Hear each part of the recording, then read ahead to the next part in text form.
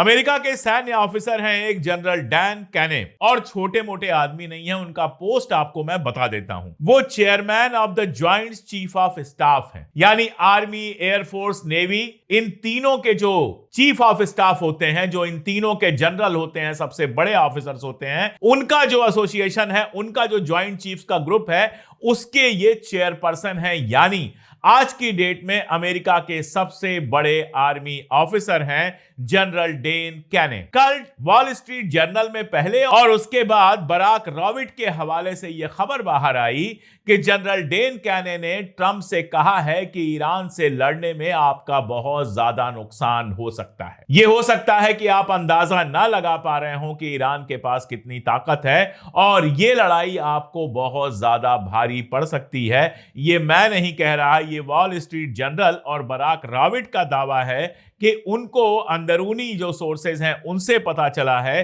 कि general don कैने ने यह बात ट्रंप से कही है, और उनसे यह कहा है कि ईरान के साथ हमको जंग में नहीं जाना चाहिए। अब जाहिर सी बात थी, जब यह खबर बाहर आई तो ट्रंप क्या कर सकता था? ट्रंप दुनिया से ये तो कह नहीं सकता कि मेरा सीनियर मोस्ट आर्मी ऑफिसर मुझे मना कर रहा है जंग में जाने से।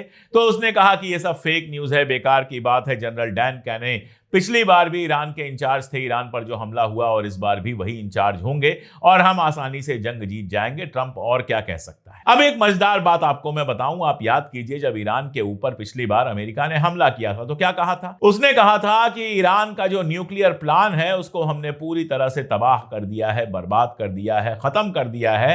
अब ईरान न्यूक्लियर फील्ड में कुछ और नहीं कर सकता, उसका सारा न्यूक्लियर प्रोजेक्ट हमने बर्बाद कर दिया है। उस समय भी यह सवाल पूछा गया था कि अगर वाकई न्यूक्लियर प्रोजेक्ट बर्बाद हो गया होता तो कोई रेडिएशन क्यों नहीं निकला? क्या वाकई न्यूक्लियर प्रोजेक्ट बर्बाद हुआ था, या फिर अमेरिका ने सिर्फ ऐसे ही हमला करके और किनारा कर लिया था? अगर न्यूक्लियर सब कुछ हो गया था, बर्बाद हो गया था, तो सीज फायर क्यों हुआ? क्यों उसके बाद हमले नहीं हुए? और अब इतने महीने बीत जाने के बाद ट्रंप कह रहा है कि ईरान का न्यूक्लियर प्रोग्राम तबाह करने के लिए उस पर हमला करना जरूरी है। तो इसका मतलब या तो वो अब झूठ बोल रहा है, और या तो वो तब झूठ बोल रहा था, क्योंकि अगर न्यूक्लियर प्रोग्राम तबाह हो गया होता तो 8-10 महीने बाद दोबारा ये बात आप कैसे कहते कि न्यूक्लियर प्रोग्राम तबाह करने के लिए हमको हमला करना है? बहुत सीधी सी बात है कि ट्रंप लगातार झूठ बोल रहा है, इजराइल का प्रेशर है, लेकिन अभी फिलहाल हमला करने की हिम्मत नहीं जुटा पा रहा, क्योंकि उसकी अपनी आर्मी उसको यह सलाह दे रही है कि हमला करना खतरनाक हो सकता है।